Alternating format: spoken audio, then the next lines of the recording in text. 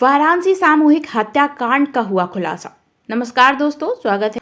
आज हम आपको एक बेहद ही सनसनीखेज हत्याकांड के बारे में बताने जा रहे हैं जिसने पूरे वाराणसी को हिलाकर रख दिया था।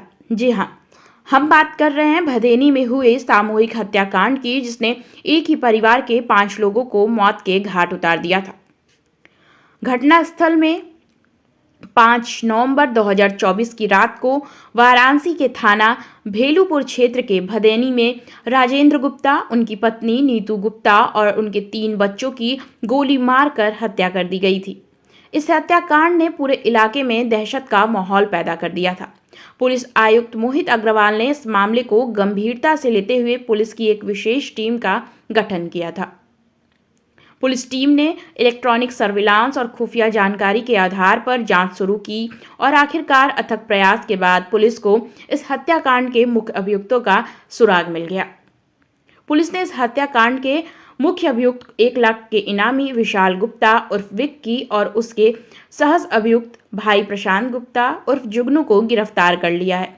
दोनों अभियुक्त मृतक राजेंद्र गुप्ता के भतीजे हैं। पुलिस ने अभियुक्तों के पास से घटना में इस्तेमाल किए गए 5 मोबाइल फोन, सिम कार्ड और एक एयरटेल पोर्टेबल वाईफाई डोंगल बरामद किया है। पूछताछ में अभियुक्तों ने बताया कि उनके माता पिता और दादा दादी की हत्या 1997 में उनके चाचा राजेंद्र गुप्ता ने की थी।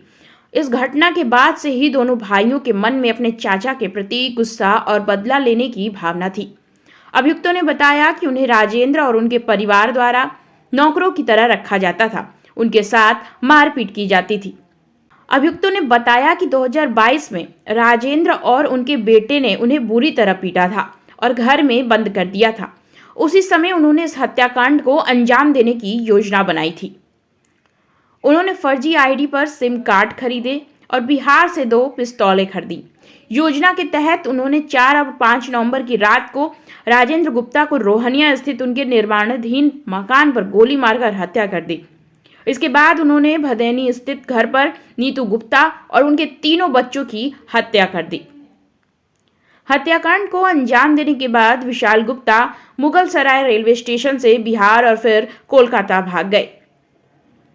वह पटना, कोलकाता और मुंबई के रेलवे स्टेशनों पर छिपते रहे। पुलिस से बचने के लिए वह अपने भाई प्रशांत से इंस्टाग्राम पर बात करता था और इसके लिए उसने 2 फर्जी आईडी बनाई। 6 फरवरी 2025 को विशाल गुप्ता अपने भाई प्रशांत से मिलने और पैसे का लेन देन करने के लिए पटना से आया था। तभी पुलिस ने दोनों को गिरफ्तार कर लिया। दोस्तों, यह था वाराणसी में हुए सामूहिक हत्याकांड का पूरा खुलासा। इस घटना ने एक बार फिर समाज में व्याप्त हिंसा और बदले की भावना को उजागर किया है। हमें उम्मीद है आपको यह वीडियो पसंद आया होगा। 3 महीने लगातार मेहनत करने के उपरांत उसको आज गिरफ्तार किया है। ये जो पूरा घटनाक्रम था वो इस तरह रहा। जो पूछताछ में जो अभियुक्त पकड़े गए हैं उसमें एक अभियुक्त का नाम विशाल गुप्ता और विक्की, इसने एक्चुअल में 5 मर्डर किए थे, और उसका भाई प्रशांत गुप्ता और जुगनू, जो इसकी कॉन्स्पिरेसी में योजना बनाने से लेकर के मर्डर करने के बाद अपने भाई को पैसा पहुंचाना, उसकी मदद करना, इन सब में सम्मिलित था। इन दोनों को पुलिस ने गिरफ्तार किया।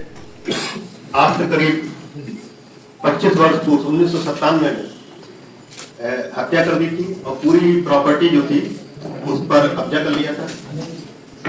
ये बच्चे अनाथ हो गए थे। इन बच्चों को जैसा इसका कहना है कि जो जिस व्यक्ति की हत्या हुई थी राजेंद्र गुप्ता की, वो इन बच्चों को प्रताड़ित करता था, इनको मारता था, पीटता था। एक बार जो छोटा भाई है विक्की ने, दूसरा वाला जुगनू, उसको घर में बंद कर दिया था कई दिनों के लिए। इन दोनों ने मिलकर और इसको फाइनेंशियल सपोर्ट उसके भाई के द्वारा दिया गया। 2 साल में राजेंद्र गुप्ता की मां को कुछ जानकारी थी कि नहीं? देखिए, मां का हत्या में कोई एक्टिव रोल अभी तक नहीं सामने आया। भैया का है ये लड़का जो अभी तक जांच में आया है, घर में कई बार जिक्र किया था कि मैं हत्या करूँगी, जैसा उसकी माँ बताती भी है।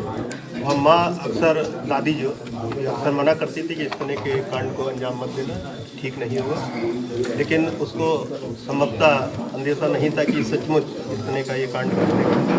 अभी तक उसका कोई रोल हत्या में सामने नहीं है।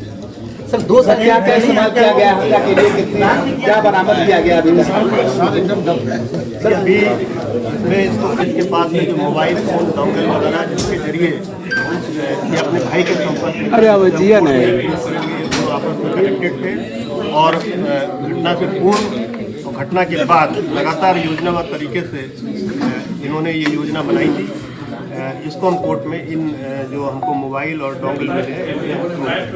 सर आपराधिक इतिहास भी रहा इन लोगों का पहले? नहीं, इनका कोई आपराधिक इतिहास नहीं है, ये पहला अपराध इन्होंने किया। इसके लिए लगातार 2 वर्षों से ये लोग योजना बना रहे थे। इस दौरान इन्होंने कई लोगों से ओपिनियन भी लिया, अननोन व्यक्ति बन करके, यदि इस तरह की कोई घटना करता है तो बेल होने में कितना टाइम लगता है, क्या क्या एविडेंस, क्या कोर्ट पुलिस रिमांड लेती है, कितने साल की सजा होती है, बेल हो पाती है, नहीं हो पाती है। तो ये 2 साल से ये लोग योजना बना रहे थे। इसके उपरांत दिवाली जिस दिन थी उसके अगले दिन 4/5 की रात में इन्होंने इस घटना को अंजाम दिया।